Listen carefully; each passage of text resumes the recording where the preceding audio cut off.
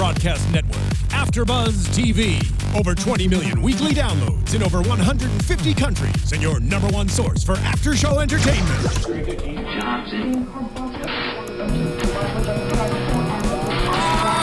AFTERBUZZ TV, the destination for TV superfans, producing after shows for over 300 of your favorite TV shows, interviewing celebrities and showrunners, and bringing you behind-the-scenes exclusives. All thanks to E! Entertainment's Maria Menounos, producer Kevin Undergaro, and internet leader Akamai. Now, let the buzz begin!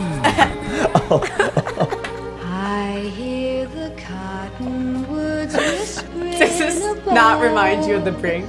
If this song doesn't remind you of the Brink, there's nothing that will. Well, there is one thing. What? The Brick song. The Brick It's a song. brick house. You could just change it to "It's a Brink house." Right. It's a perfect Brink song. Lauren, how the heck are ya? I'm doing fine to quite fine. How about yourself? Well, I'm good. It's a beautiful Sunday. We watched The Brink, and I'm really gearing up for Thursday's Big Brother. Lauren and I host another show, which you'll have to check out. It's really fun. We love Big Brother. We love The Brink. We love both. We like shows that start with B's, quite frankly. Bonk. But my name starts with an L. It's Lauren LaGrasso. I am your host tonight, and I've got an amazing co-host. Can you tell the people where they can find you? Yeah, my name starts with a J. L, J, they're neighbors. Right near each other in the alphabet. And you can find Jonny Mangs on Twitter and Instagram at Jonny Mangs. There you go. I'm at Lolo Logra, in case you're curious. And we want Three to talk lows. about At the Brink, okay?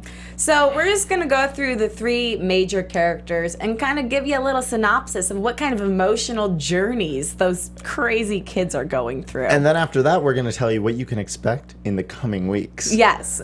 From our perspective, at least. We don't have any insight into the minds of the writers yet. But next week, for all you Brinkians out there, Brinkies. we are going to be having a writer/producer on the show, and we're really excited about it. Wow, he writes and produces? He's a double threat. Maybe he's got a triple. We don't know. We're going to find out Let's next see if he week. can do a jazz square. Well, we're going to make him do a big jazz square here in the AfterBuzz Studios.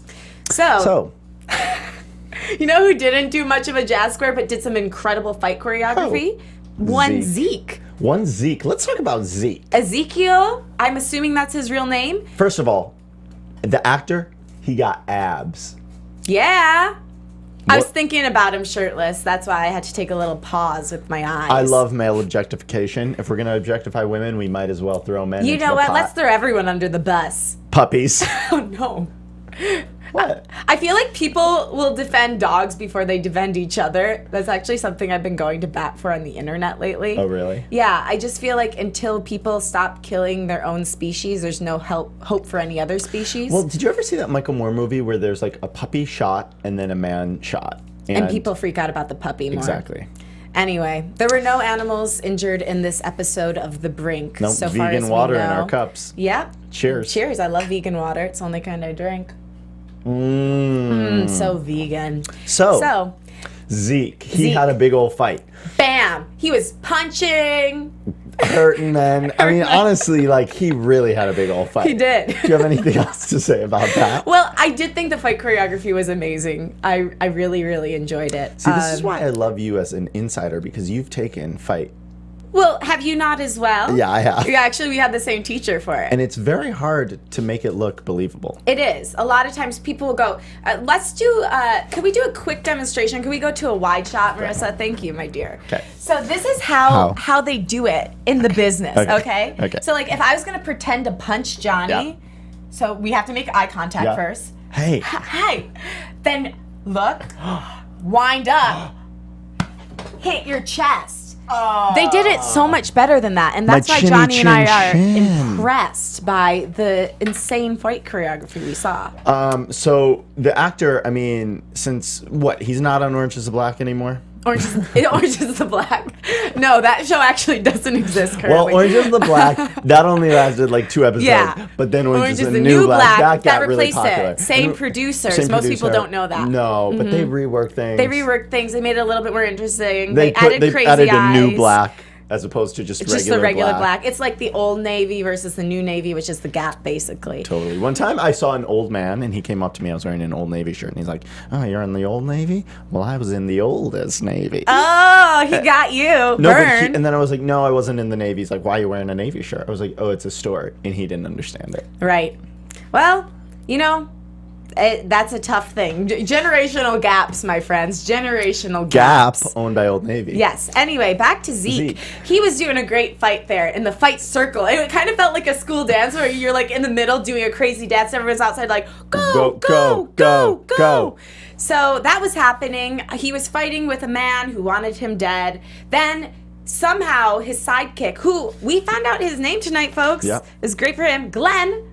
Get it, Glenn? We got your name down. Glenn comes in and just punches him in the face. He's like, dude, why did you do that to me? And then he's like, I'm buying us some time. So while they're punching and fighting each other, they come up with this great plan that he's going to get out of the fight circle and somehow take a gun from one of the guys who's, pointing at him right now. Right. See, that to me was a risky move. Risky business, but listen, otherwise they're going to get shot. Well, yeah, but there's other men with guns around. Sure, but he is banking on the fact or the idea that hopefully the other men with guns care enough about the guy that he's going to be pointing at that they don't want to shoot him for fear of the other guy getting killed. Right. But it was very risky. And how'd that work out? Well, so far so good. Good. Let's talk about Walter. Okay.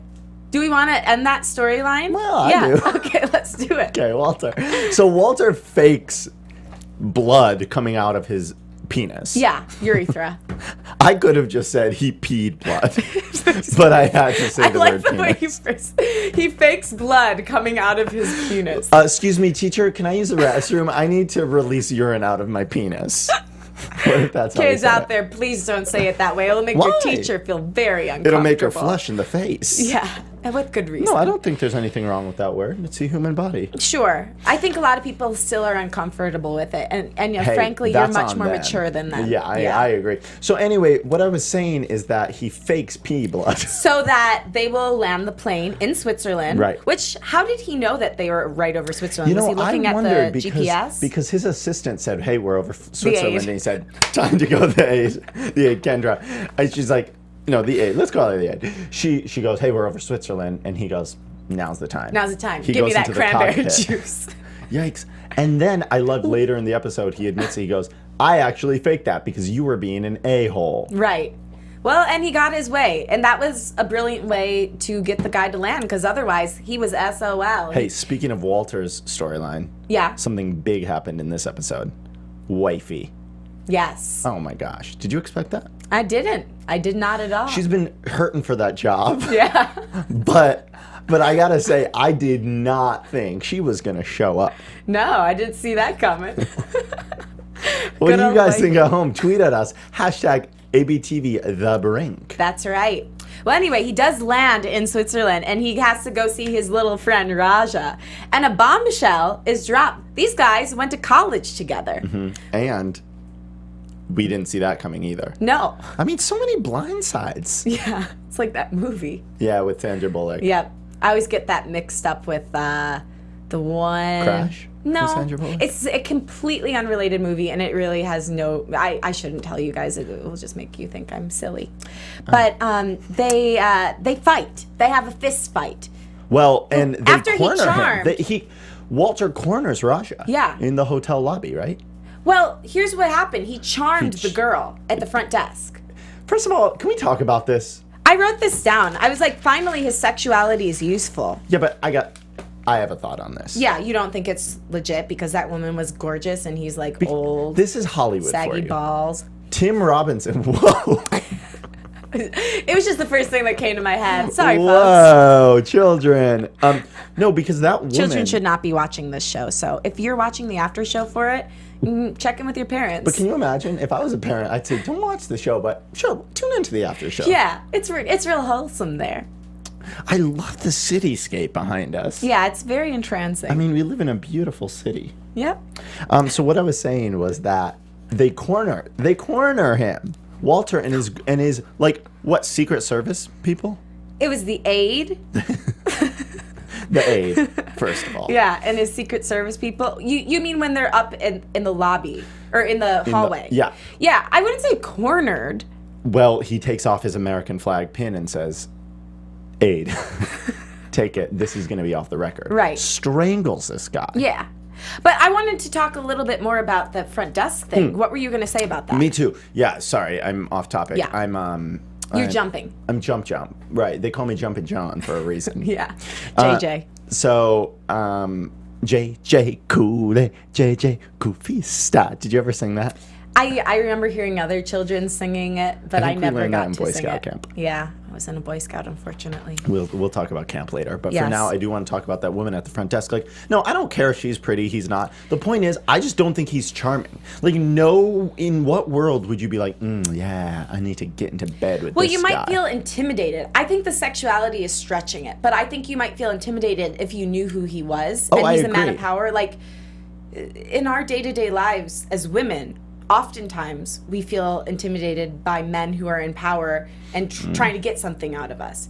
And I think that's the ones that were the deciding factor in him getting up to the Raja's room. So I would say if I was directing this, I would have guided him to be using his power more than his sexuality in that scene. Right. But then by the end of the episode, you find out they are sexually Yeah, I mean it's just another joke. Sexually involved. I mean, they are touching genitalia. Right.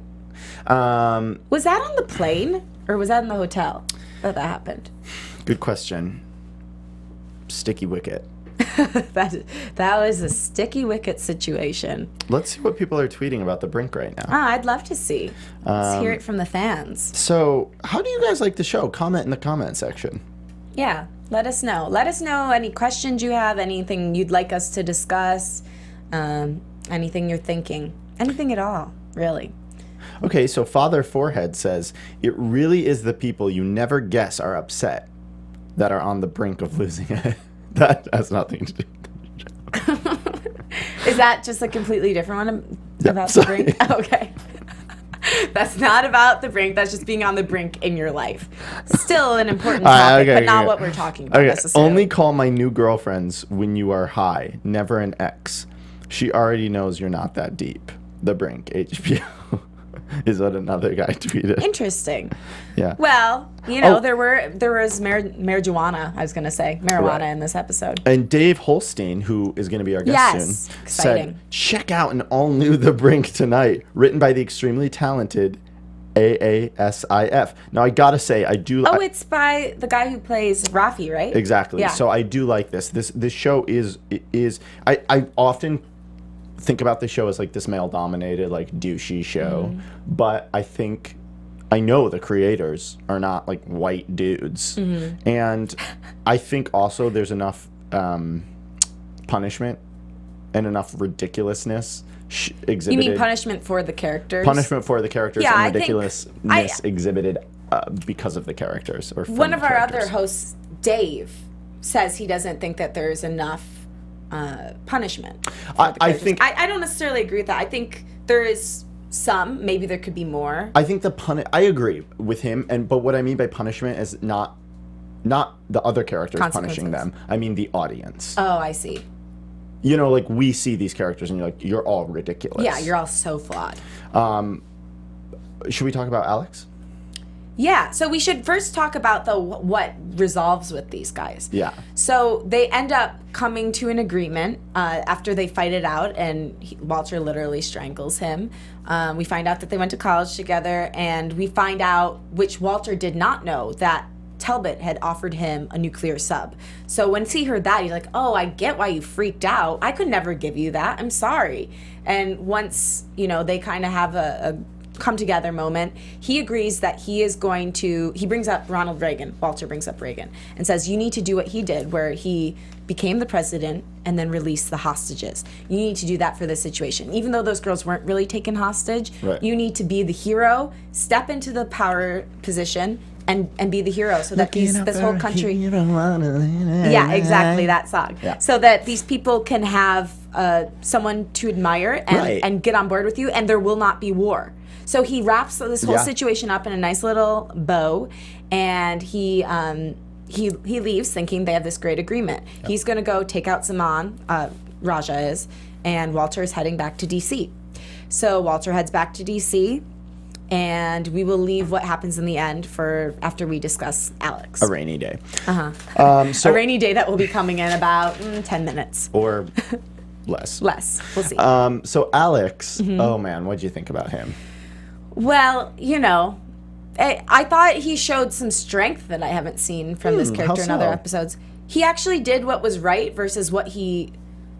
Well, that's not true, because he has done what's right a lot. Above all else, he's done the right thing. He's a doofus, but I think he does. I thought he made a smart decision tonight. Interesting. Maybe that's what I want to say.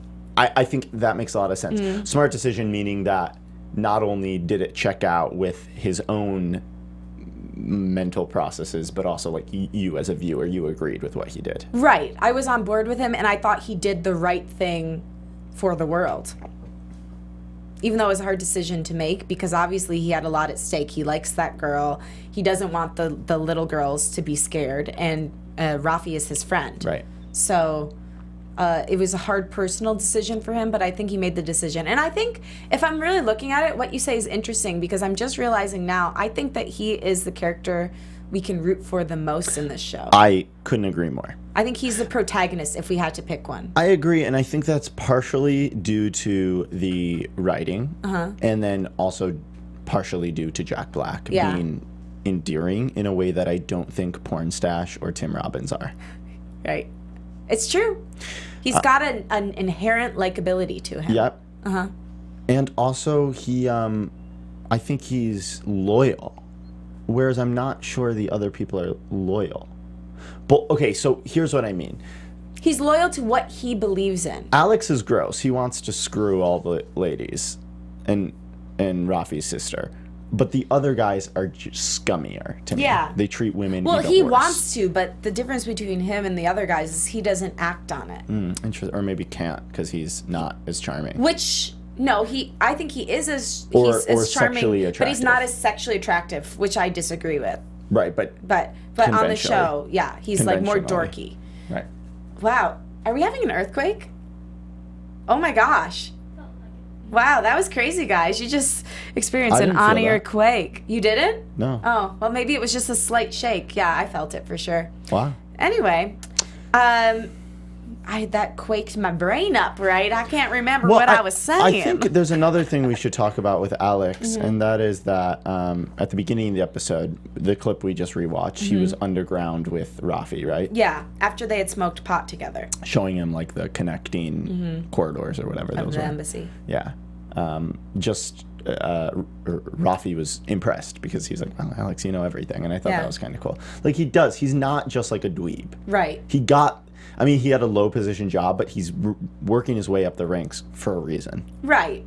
He's loyal, and he does work really hard to do the right thing. Now, he might not always execute it correctly, but he works really hard. I appreciate that. I appreciate effort, and I appreciate intention. A for Alex, A for effort. Do you have anything else to say about Alex? Yeah, we need to finish his storyline up. What am I forgetting? So basically a lot. He goes up to the guy from China. I think he's the assistant to the ambassador from China, and says, we got to get these girls out of here and get them basically to safety, which I think they think is going to be through China. Right. Or at least a Chinese embassy. I'm not sure.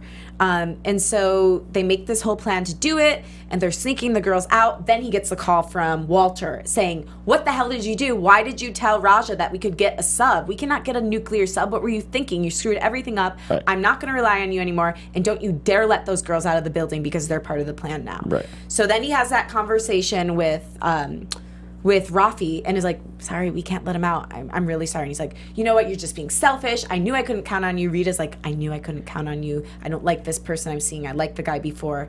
And he pulls what looked like the fire alarm, but I'm sure it was something more drastic than that to stop the girls from getting out. And then, the authorities come out and stop the situation. And I'm assuming that Rafi's going to get in trouble. So that's where his storyline ended. And that's what I'm talking about, where I think he really did do the right thing, even though it was emotionally a very difficult decision. Right. In the moment, it's maybe difficult, but long term. Yeah, because he's getting his friends in trouble. Right. They were trying to escape. But he has to. He has to. Thought that was very good of him. And how could I forget? How? Lauren. Yes, John. Her and I have been Facebook friends for 9 years. Oh, really? I got the notification today. That seems like a short amount of time, actually. You must have gotten Facebook later. Maybe. Huh. So I wanted to also wrap up how Zeke got out. So they ended up getting out because these guys from Interpol came in. And there's something else we need to talk about with Zeke, but we'll get to that. Go ahead. What is it? The two women calling each other. Oh, okay. Oh, that was good. Oh, man. Poor guy. He thinks he's home free. No. No, he's got a real war going on. It's between the ladies. A war at home. Yeah. Women of war. Warheads. Oh, I love warheads. I wish we had a couple right now. Anyway. So. Sorry, guys. There was another earthquake. Yeah. It really messed with our brains that time. So anyway, he ends up getting out of the fighting circle because these guys from Interpol come and they arrest the two antiquers. Antiquers. So they get them out of there, and basically the guy who had been shot with the bow and arrow in the leg had called the authorities on his wife, and they all leave together in a truck, and the people who've been looking for Zeke and the sidekick, Glenn, find out that they're safe. And so the lady who he has impregnated, who he works with, calls his ex-wife, who he also has previously impregnated and currently has children with that are walking the earth. And she's like, oh, hey, just want to let you know Zeke is fine. And it's weird. I really actually feel really close to you right now with the baby and everything. And the girl's like, who the hell are you? So that's going to be awkward when Zeke finds out that the ladies have been talking, swapping stories, and finding out that he's a big, fat liar. Hey, this seems like it would be a nice transition into predictions. Wait. What? No. A huge thing happened at the end, and we need to talk about it. Okay, let's start over. Sorry, Marissa. We've got a faulty indicator over here.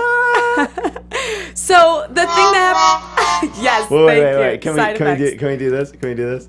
Which camera? Should I look at this camera? Okay. Can I get the wah wah? Oh, I'm sorry.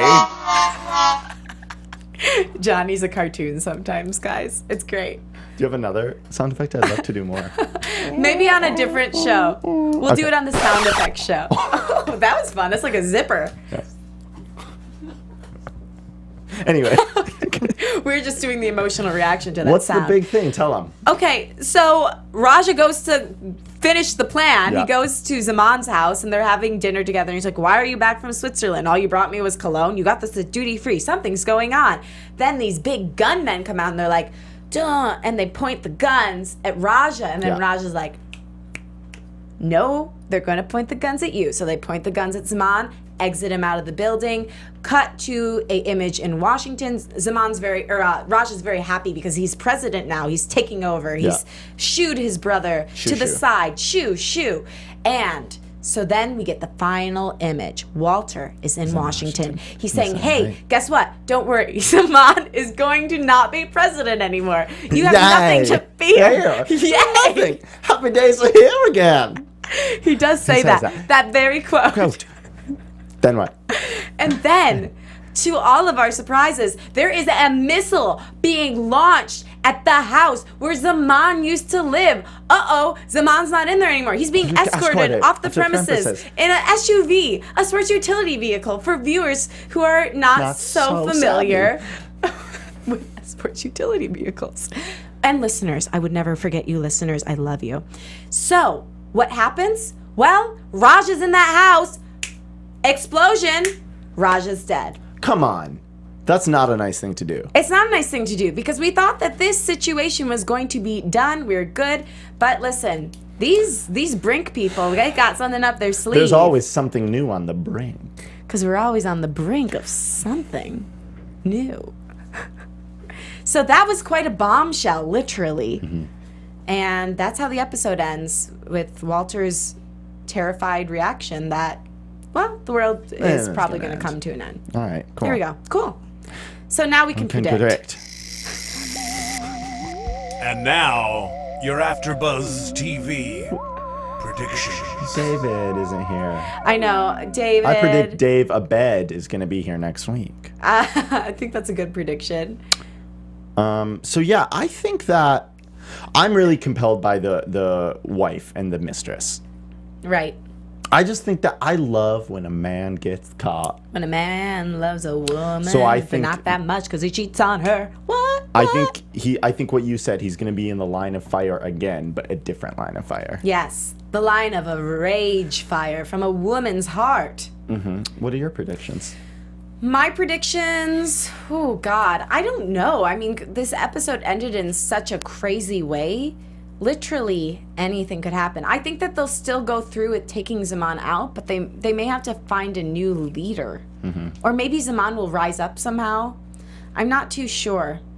But it's going to be something crazy. And I wonder... He won't stay. I wonder if anyone will believe Walter about what happened.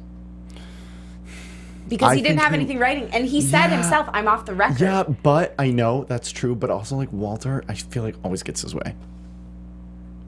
Sort of, but sometimes he has to pave the way for himself. So I think it's going to happen again, if not that he doesn't get his way. Right.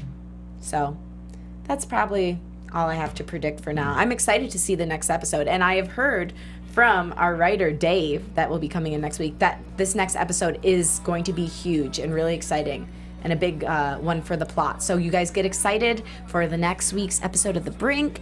Get excited for our after show because we want to talk to you. Feel free to reach out to us on Twitter, Instagram, Facebook. Rate us and like us on iTunes. Do all that stuff.